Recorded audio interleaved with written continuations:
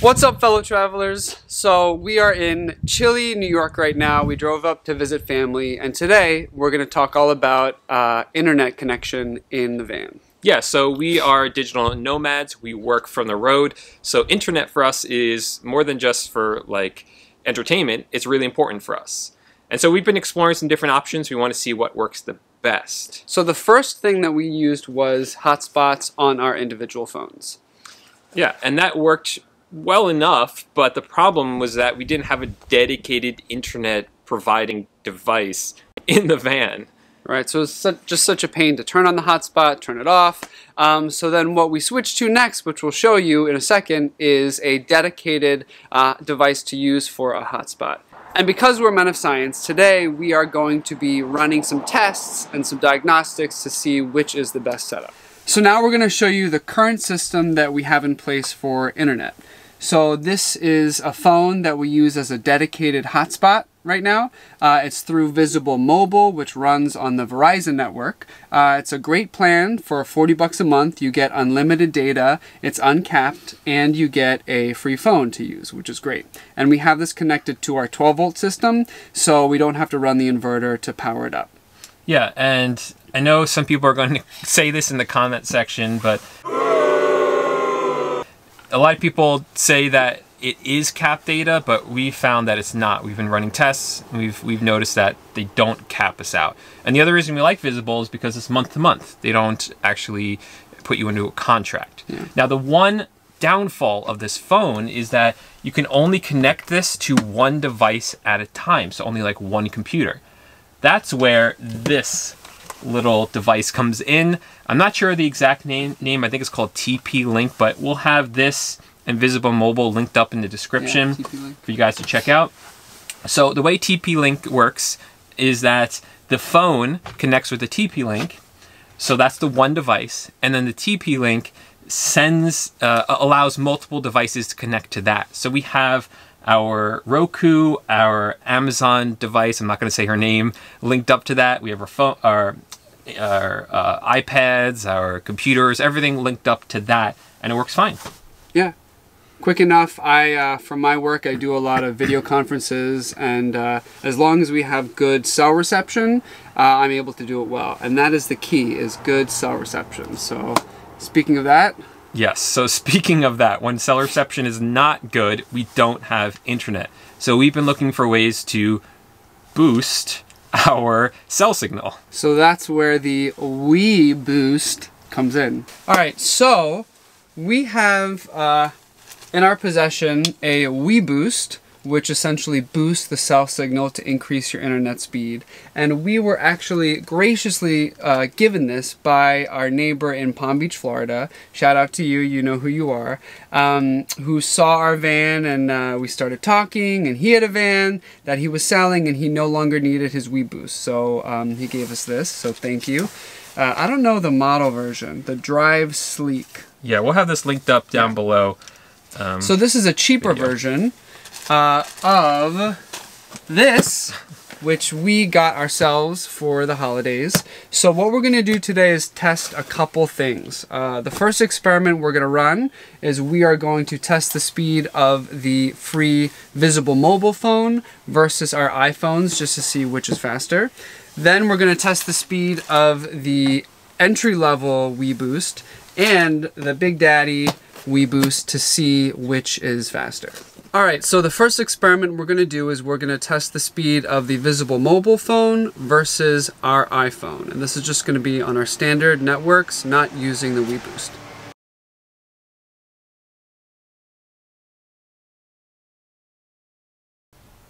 All right, so this is pretty interesting. The Visible has a faster upload speed by a lot, but the download speed is better on the iPhone. All right, so the WeBoost Sleek is actually designed for a car.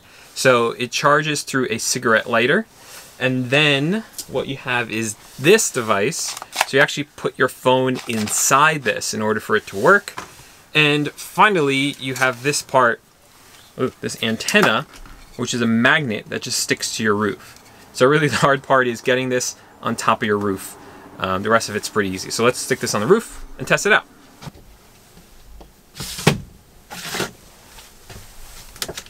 All right, thanks, babe. Yep.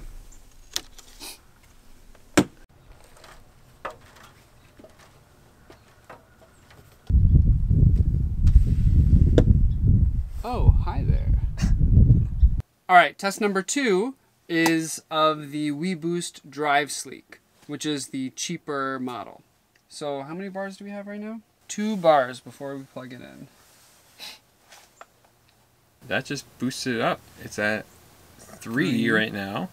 But all that really matters is whether or not we have faster internet, right? So test. Your internet speed is slow, better than very slow.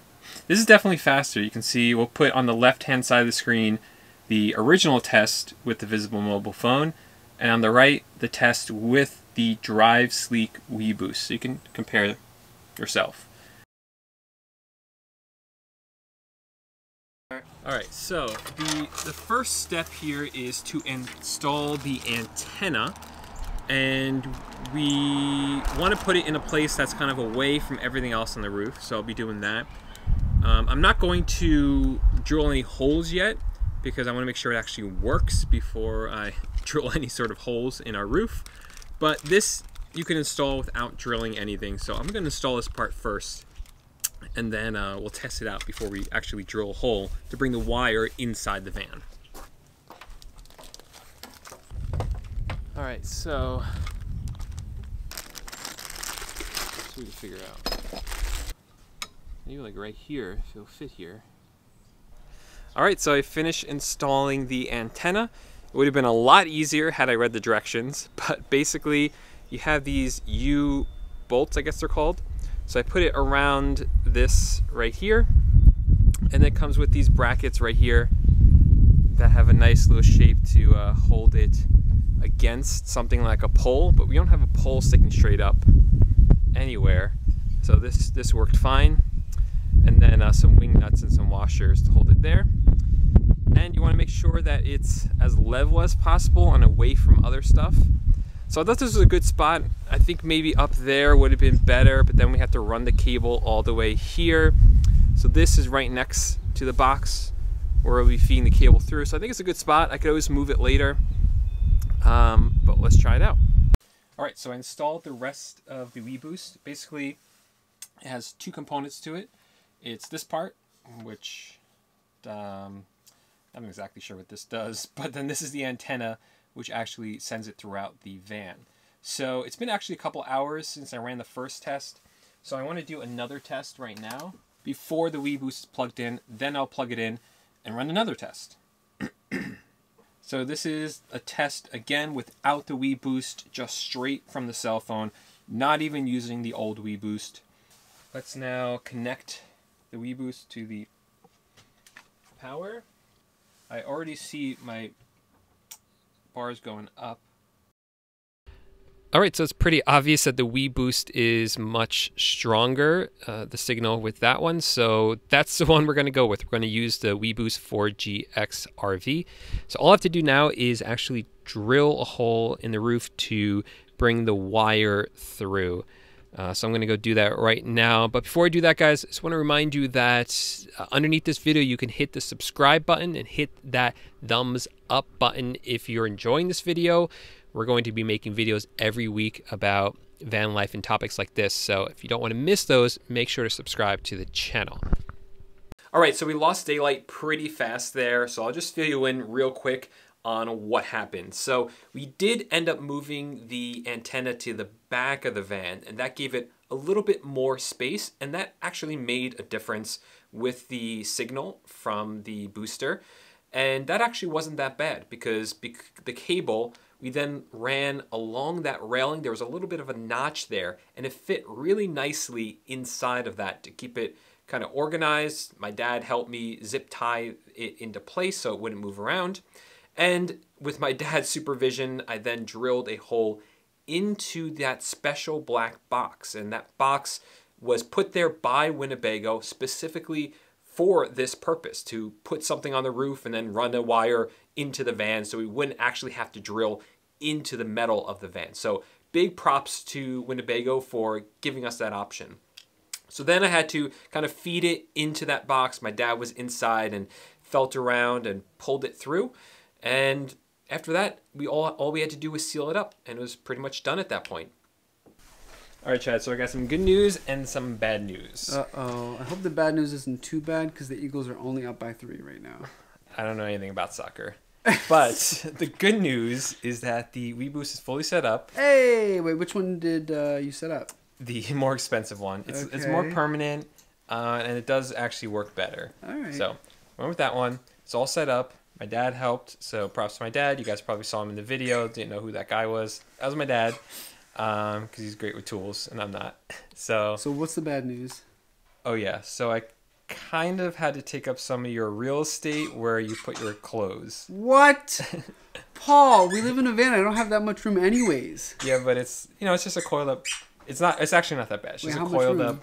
It's like a coiled up cable where your socks were. So you're saying that we paid a lot more for an expensive WeBoost, and I lost some sock space? Yeah. Anyway, It's not that bad, and it's raining out. And where's my dinner?